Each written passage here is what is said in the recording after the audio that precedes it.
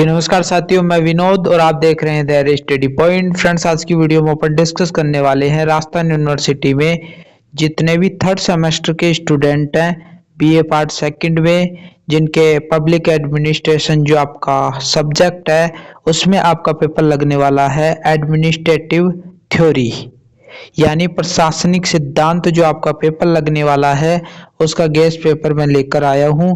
इसमें important question देखने वाले हैं। इसमें जितने भी इम्पोर्टेंट क्वेश्चन है वो सारे के सारे आपके लिए इम्पोर्टेंट क्यों हैं? क्योंकि आपका जो सिलेबस है उसमें 4 यूनिट बांट रखी हैं और उसके अनुसार मैंने ये पेपर तैयार किया है बढ़िया तरीके से। तो इसमें से लगभग सवाल है ना जो आपके आएंगे ही आएंगे, क्योंकि ये सब्जेक्ट मैं सेकंड ग्रेड टीचर की तैयारी कर रहा हूँ। तो हमारे एसएसटी में ये लोक प्रशासन सब्जेक्ट भी लगता है, क्योंकि हमारे को 8 सब्जेक्ट पढ़नी पड़ती हैं। हिस्ट्री, ज्योग्राफी, पॉलिटिकल, दर्शन शास्त्र, समाज शास्त्र, लोक प्रशासन और दर्शन शास्त्र ये पढ़ने पड़ते हैं। तो लोक प्रशासन जब हम पढ़ते हैं तो हमें पता है आपके सिलेबस में जो चीज है वो हमें पढ़नी पड़ती है। तो हमें पता है कि कौन कौन सी चीजें इंपॉर्टेंट है, कौन कौन सी चीजें आपके लिए इंपॉर्टेंट नहीं है। तो ये जो वीडियो है वो सभी स्टूडेंटों के लिए इंपॉर्टेंट होने वाली है। तो ये वीडियो को स्टार्ट करते हैं। सबसे पहले है ना जो अपन थोड़ा बहुत है ना जो आपका पेपर पैटर्न ये जान लेते हैं, उसके बाद में इंपॉर्टेंट क्वेश्चनों पर आ जाएंगे। जो रेगुलर स्टूडेंट है उसमें मैक्सिमम मार्क्स जो रहने वाले वो 120 अंकों का आपका पेपर रहने वाला है। जो आप एग्जाम देने जाओगे वहां पर उसमें पास मार्किंग 48 अंक आपको लाने होंगे। जो मिड टर्म एग्जाम होता है वो 30 अंकों का आपका मिड टर्म एग्जाम हो जाता है। यहाँ पर नॉन कॉलेज के स्टूडेंटों की बात करें तो मैक्सिमम मार्क्स 150 अंकों का आपका पेपर रहने वाला है। पासिंग मार्क्स जो होता है वो 60 अंक आपको लाने होते हैं। तो यहाँ तक बातें आपको क्लियर हो गई होगी। फ्रेंड्स, अब आपको ये सारी चीजें क्लियर हो गई होंगी। आगे बढ़ते हैं। अत्यंत इंपॉर्टेंट क्वेश्चन, ये आपका सिलेबस है। सिलेबस के आधार पर ही बनाया है मैंने। देखो, आपको 4 यूनिटों में बटा हुआ होगा। मैं आपके लिए बड़े क्वेश्चन लेकर आया हूँ। छोटे क्वेश्चन इसीलिए नहीं लेकर आया क्योंकि ये बड़े क्वेश्चन यदि आपने बढ़िया तरीके से पढ़ लिए तो वो जो छोटे क्वेश्चन है वो उसी में से आ जाते हैं। ठीक है, ये बड़े क्वेश्चनों में से आ जाते हैं। बाकी आपके छोटे क्वेश्चन है ना आप सीरीज से भी पढ़ सकते हो बढ़िया तरीके से। और इस पर मैंने डिटेल से जो पेपर पैटर्न रहने वाला है ना, कितने अंकों के क्वेश्चन आने वाले हैं, ये सारी की सारी चीजें मैंने एक वीडियो में बताई थी। तो वो वीडियो बढ़िया तरीके से आप जाकर देख सकते हो। यदि और समझना चाहते हो तो इसके पेपर पैटर्न को लिंक डिस्क्रिप्शन बॉक्स में दे रखा है, वहां पर जाकर क्लिक करके इसको देख लेना। यहाँ पर बात करते हैं यूनिट फर्स्ट जो रहने वाली है उसमें इंपॉर्टेंट क्वेश्चन है वैज्ञानिक प्रबंध क्या है। वैज्ञानिक प्रबंध के विकास में एफ.डब्ल्यू. टेलर के योगदान की आलोचनात्मक विवेचना कीजिए। 20 अंकों का क्वेश्चन रहने वाला है। यूनिट 1 में 2 क्वेश्चन आएंगे अथवा में, जिसमें से आपको एक करना होगा। अब ये वैज्ञानिक प्रबंध सिद्धांत इंपोर्टेंट क्यों है? क्योंकि ये टेलर ने दिया था। लोक प्रशासन में टेलर का बहुत नाम है। क्यों नाम है? वैज्ञानिक प्रबंध सिद्धांत थोड़ा थोड़ा मैं बताता चलूंगा आपको ताकि थोड़ी रुचि बने आपकी। वैज्ञानिक प्रबंध सिद्धांत क्या है? जैसे कोई कंपनी होती है, इन कंपनियों पर है ना जो ज्यादा इन्होंने रिसर्च की थी, जैसे बड़ी बड़ी कंपनियां होती है उसमें सर में काम करते हैं, फाउंडर होता है। तो इन्होंने कहा कि इस सिद्धांत में ये बताते हैं कि काम करने का, आप यदि जो फाउंडर है वो श्रमिकों के पास में काम करा रहा है तो आप सबसे पहले जो श्रमिक हैं किसी काम को कितने टाइम में कर सकते हैं, उसमें श्रमिकों की कितनी ऊर्जा लगेगी, वो कितने टाइम में थक जाते हैं, ये सारी की सारी चीजें बताई। और उन्होंने ये भी कहा कि कभी कभी है ना जो फाउंडर होता है वो कभी कभी श्रमिकों के साथ भी काम करे ताकि उनको ऐसा अपनापन सा फील हो कि मालिक है ना जो हमारे साथ में काम कर रहे हैं, ताकि वो कंपनी को नहीं छोड़े। इस प्रकार की चीजें इस सिद्धांत में बताते हैं और एक व्यवस्थित सिद्धांत है, तो बढ़िया तरीके से आपको इसको पढ़ना है। इसके बाद में एंड्री फेल द्वारा प्रतिपादित प्रशासनिक प्रबंधन सिद्धांतों का वर्णन कीजिए। अब प्रशासनिक प्रबंध सिद्धांत क्या है?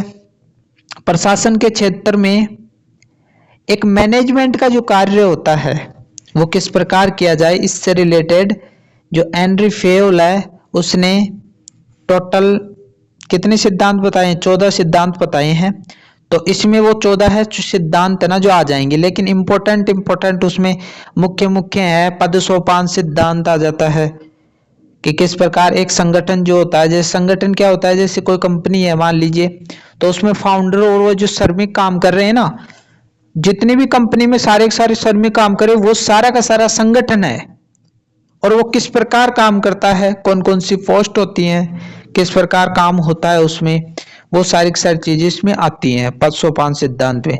तो 14 है सिद्धांत है, आप ज्यादा लोड नहीं ले इसमें, क्योंकि ये इजी सिद्धांत है, जितने आपसे होते हैं उतने कर लेना।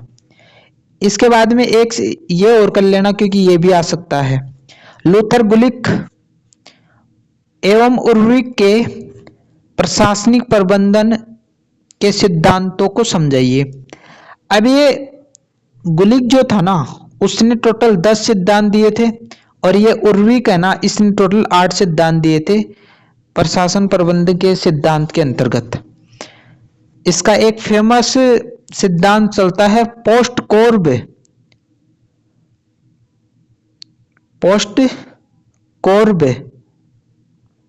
इसके सभी देखो, इस पी का मतलब प्लानिंग होता है, ओ का मतलब ऑर्गेनाइजेशन, एस का मतलब स्टाफिंग, इसका मतलब थोड़ा मैं याद नहीं कर पा रहा हूं, ठीक है इसको, इसका क्या होता है, कोऑर्डिनेशन।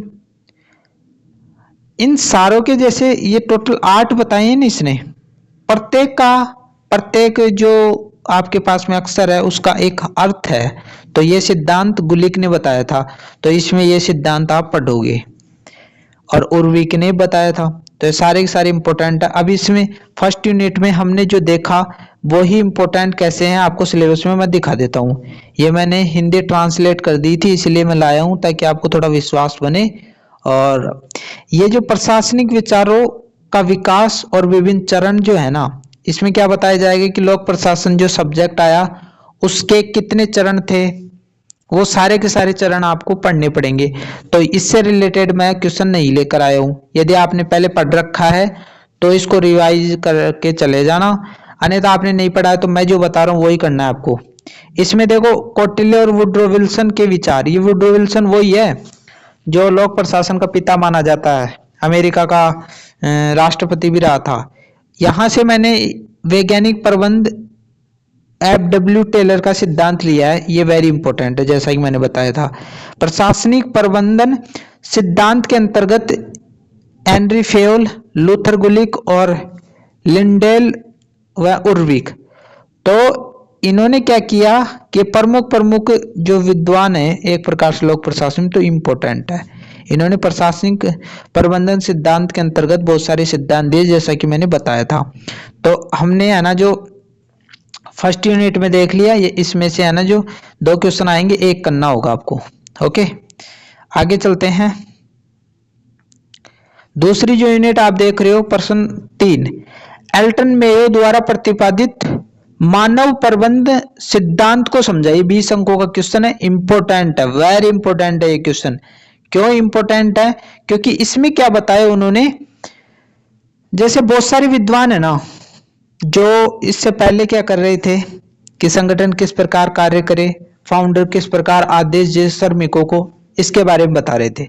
और ये देखा गया कि ये जो बड़ी बड़ी कंपनियां उसमें है ना जो श्रमिक कुछ दिनों के लिए काम करके छोड़ देते थे, भाई कोई 1 महीना काम किया छोड़ दिया, कोई 2 महीना काम किया छोड़ दिया।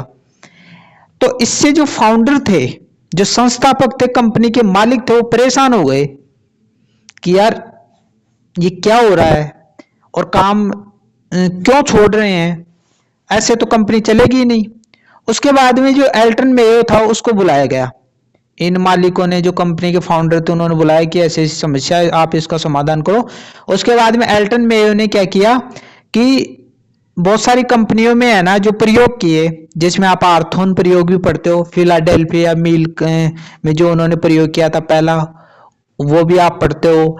तो इन्होंने क्या किया कि जो वहां के श्रमिक काम कर रहे थे उनके व्यवहार को परखा कि उनकी क्या समस्याएं हैं, वो है ना जो कंपनियों को क्यों छोड़ रहे हैं, ये सारी की सारी चीजें उन्होंने रिसर्च की, प्रयोग किए। तो इस सिद्धांत में आपको प्रयोग भी पढ़ने पड़ेंगे। इजी है बिल्कुल, ज्यादा दिक्कत लेने वाली बात नहीं है। इसके बाद मैक्स वेबर द्वारा प्रतिपादित नौकरशाही की अवधारणा को समझाइए। नौकरशाही की अवधारणा इंपॉर्टेंट है, वेरी इंपॉर्टेंट है। और एक क्वेश्चन और कर लेना, हर्बर्ट साइमन के निर्णयन सिद्धांत को समझाइए। अब ये दोनों ही क्वेश्चन इंपॉर्टेंट है, ये एक क्वेश्चन नहीं है, ये मैं अलग से क्वेश्चन लेकर आया हूं, ठीक है। तो निर्णय किस प्रकार लिया जाता है संगठन में, जैसे मान लीजिए आप फाउंडर हो कंपनी के, तो आप निर्णय कैसे लोगे, क्या तरीका होना चाहिए, वो सारी की सारी चीजें इसमें आपको पढ़ने को मिलेंगी। तो दूसरी यूनिट में इंपॉर्टेंट क्वेश्चन क्यों है वो भी मैं बता देता हूं। मैक्स वेबर, ये एक तो मैंने ये लिया है, ठीक है, इसको छोड़ दिया क्योंकि इंपॉर्टेंट नहीं है। एक ये लिया है मानव संबंध सिद्धांत, जिसमें एल्टन मेयो का प्रमुख रूप से है। इसके बाद में एक क्वेश्चन ये लिया हर्बर्ट साइमन का निर्णयन सिद्धांत, ये व्यवहार सिद्धांत के अंतर्गत ही निर्णयन सिद्धांत आता है। और वैसे कैसे क्वेश्चन देगा, यानी हर्बर्ट साइमन का कैसे भी क्वेश्चन आए वो करना है आपको, तो वो ही टिका कर आना है। तो यहां तक बातें आपको क्लियर हो गई होगी। इसके बाद में जो तीसरा क्वेश्चन है वो भी अपन देख लेते हैं जल्दी से, थोड़ा जचा लेता हूं। इसके बाद देखो यूनिट है ना जो तीसरी है, इसमें ये इंपॉर्टेंट, वेरी इंपॉर्टेंट क्वेश्चन क्यों है, अब्राहम मास्लो की आवश्यकताओं की क्रमबद्धता सिद्धांत की आलोचनात्मक व्याख्या कीजिए। अब आप ये सोच रहे हो यार क्या माजरा है। अब्राहम मास्लो एक प्रमुख लोक प्रशासन में प्रशासक हुआ है। ये क्वेश्चन है इस प्रकार भी आ सकता है, आवश्यकता पदानुक्रम विचारधारा, ऐसे भी आ सकता है। अब ये ट्रिक है, ये ट्रिक क्या है मैं थोड़ा इसके बारे में बता देता हूं। अब्राहम मास्लो ने अभिप्रेरणा सिद्धांत के अंतर्गत ये सिद्धांत दिया था। अभिप्रेरणा का क्या मतलब है, मोटिवेशन। अपन मोटिवेशन सुनते हैं ना यूट्यूब पर, ऐसे आंख सी जलने लग जाती है कि मोटिवेशन सुनते बहुत, ये मानो कि काम है ना जो तेजी से होने लग जाता है। तो इन्होंने बताया कि जो संगठन होता है उसमें मोटिवेट लोग क्यों होंगे, कैसे हो सकते हैं मोटिवेट। उसमें ये है ना जो 5 स्टेप बताता है, 5 आवश्यकता बताता है मानव की, कि 5 आवश्यकताओं से ही मानव है ना जो मोटिवेट हो सकता है। जैसे इसमें आप PSLS आप नाम सुनते हो। पी का मतलब इसमें क्या है, ये ट्रिक बनाया था मैंने क्योंकि हमारे कंपटीशन में भी आता है, तो ट्रिक है। ये 5 जो आवश्यकताएं वो यहीं पर याद करा दूंगा, फिर आप वर्णन है ना जो सीरीज या कहीं से पढ़ लेना। पी का मतलब क्या है, फिजिकल नीड। फिजिकल नीड का हिंदी क्या होता है कि शारीरिक आवश्यकताएं। शारीरिक आवश्यकता क्या है, जैसे प्यास, भूख, श्वास, ये सारी की सारी फिजिकल आवश्यकताएं हैं, इनके बगैर मानव नहीं रह सकता। तो इनको प्राप्त करने के लिए काम करता है व्यक्ति। पहली आवश्यकता तो ये मोटिवेट करती है व्यक्ति को। एस का मतलब क्या है यहाँ पर, सिक्योरिटी नीड, सुरक्षा की आवश्यकता। जब फिजिकल नीड इंसान को मिल जाती है तो फिर इसके लिए दौड़ता है वो आगे, कि मेरी सुरक्षा भी हो, मैंने जो अब तक कमाया है उसकी सुरक्षा हो, यदि मैं जॉब लग गया तो मेरी जॉब छूटे नहीं, मुझे नौकरी से नहीं निकाला जाए, तो वो नीड भी काम करती है, इसलिए वो मोटिवेट होता है। जब सिक्योरिटी की नीड उसकी खत्म हो जाती है तो जो एल है ना, एल का मतलब क्या है, लविंग एंड ब्लोविंग। इसका मतलब क्या है, यानी प्रेम। मुझे सिक्योरिटी मिल गई, मान लीजिए आप जॉब लग गए, उसके बाद में आप क्या सोचोगे कि मेरी भी अच्छी वाइफ हो, मेरे भी अच्छे मित्र हो, मेरे भी अच्छे माता पिता तो होते ही हैं। तो उसके बाद में उसकी आवश्यकता क्या होती है कि मुझे भी कोई प्यार करे। तो तीसरी आवश्यकता ये हो गई। चौथी आप देख रहे हो इसके अंतर्गत डबल एस है, तो पहले वाले एस का मतलब क्या है, सेल्फ एस्टीमेट। इसका मतलब क्या है कि मेरे पास में भी समाज में पद हो, मेरा भी समाज में सम्मान हो, उसके लिए वो काम करता है। इसके बाद में लास्ट जो एस है उसका मतलब है सेल्फ एक्चुअलाइजेशन, आत्मसिद्धि। आत्मसिद्धि यानी मेरा वजूद क्या है, सबसे लास्ट में जो आवश्यकता बताई इन्होंने कि मेरा वजूद क्या है, मैं क्यों आया हूं इस पृथ्वी धरा पर, ये सारी की सारी चीजें 5 इसमें बताता है। तो वेरी इंपॉर्टेंट है, कहीं से भी आप इनको पढ़ सकते हो, यूट्यूब पर जब भी डालोगे तो आपको वहां पर आ जाएगा। तो वेरी इंपॉर्टेंट क्वेश्चन है। छठा क्वेश्चन है, सहभागी प्रबंधन के क्षेत्र में क्रिस आर्गरिस व फ्रांसिस लिंकट के विचारों का विस्तार से वर्णन कीजिए। 20 अंकों का क्वेश्चन है। अब मैं बता देता हूँ यही इंपॉर्टेंट क्यों है। तो यहाँ पर चलते हैं, ये लो आ गए, तीसरी यूनिट आ गई, प्रेरणा सिद्धांत यानी अभिप्रेरणा, मोटिवेशन। इसमें ये जितने भी विद्वान हैं इन्होंने मोटिवेशन के क्षेत्र में सिद्धांत दिए हैं। तो इसमें इंपॉर्टेंट है अब्राहम मास्लो, फ्रेडरिक डिक्सन इतने इंपॉर्टेंट नहीं है। वैसे इन्होंने भी थ्योरी दी है, ये थ्योरी भी हमने पढ़ी हुई है, लेकिन सबसे इंपॉर्टेंट मेरे को ये लगा और ये विवेक पर भी खरा उतरता है, इसलिए इसको ज्यादा सम्मान दिया गया इस सिद्धांत को। इसके बाद में एक क्वेश्चन तो आपका यहां से बन जाएगा, ठीक है। इसके बाद में सहभागी प्रबंधन से भी एक क्वेश्चन बनेगा। तो मैंने क्रिस आर्गरिस और फ्रांसिस लिंकट का सहभागी प्रबंध पर क्या विचार है। सहभागी प्रबंध का मतलब है कि कोई कंपनी है, उसमें जो फाउंडर होता है वो अपने श्रमिकों के साथ मिलकर काम करे। ऐसा नहीं है कि भाई तू काम कर, ऑर्डर दे, ऐसे तो वो छोड़ देंगे। सहभागी प्रबंध का मतलब है कि सारे मिलकर काम करो तभी उत्पादन बढ़ेगा, ऐसा इन्होंने बताया है। तो ये बड़े तरीके से आपको पढ़ना है। इसके बाद में जो लास्ट यूनिट आपकी रहने वाली है वो यहाँ पर रहेगी, लास्ट यूनिट ये रहने वाली है आपकी लास्ट यूनिट। 7वां क्वेश्चन है, साइबरनेटिक्स पार्ट PERT तथा CPM पर प्रबंध के आधुनिक उपकरणों के रूप में लेख लिखिए। इंपॉर्टेंट है। संगठन एवं विधि से आप क्या समझते हैं, इसके प्रमुख कार्यों का वर्णन कीजिए। तो इस यूनिट, चौथी यूनिट से ये क्वेश्चन आने वाले हैं। तो यहाँ पर मैं दिखा देता हूँ ये इंपॉर्टेंट क्यों है। यहाँ पर आप देख पा रहे हो, ये देखो यहाँ से एक क्वेश्चन उठाया है, ये क्वेश्चन उठाया है, ठीक है। तकनीकी से, प्रशासनिक तकनीकी से संबंधित ये क्वेश्चन इंपॉर्टेंट है। इसके बाद में एक क्वेश्चन यहाँ से बन जाएगा, संगठन और विधियां, इससे इसके कार्य क्या है, इसका अर्थ क्या है। बाकी अलग से बनेगा तो वो आपका भाग्य है, और तो मैं क्या कर सकता हूँ, क्योंकि सारे क्वेश्चन अब पूरा सिलेबस ऐसे ऐसे कवर थोड़ी हो सकता है। इंपॉर्टेंट मैंने बता दिया है। आशा करता हूँ वीडियो अच्छा लगा होगा। चैनल को सब्सक्राइब करके जाना, क्योंकि मैंने भी कीमती समय आपके लिए दिया है, तो आप सब्सक्राइब भी नहीं कर सकते क्या? ये आपका नैतिक कर्तव्य है। हम किसी दूसरे के साथ में व्यवहार करते हैं ना, मान लीजिए आपने किसी ने आपकी हेल्प की है तो आप उसके लिए नहीं करते हो ना, तो मेरे हिसाब से नैतिक रूप से सही नहीं है। बस आप सब्सक्राइब कर दो, बेल आइकन को दबा दो, अपने दोस्तों में शेयर कर दो, ताकि हमारा चैनल थोड़ा और ग्रो हो जाए और आपके लिए मैं काम कर पाऊँ। मिलते हैं एक नई वीडियो के साथ, तब तक के लिए थैंक यू।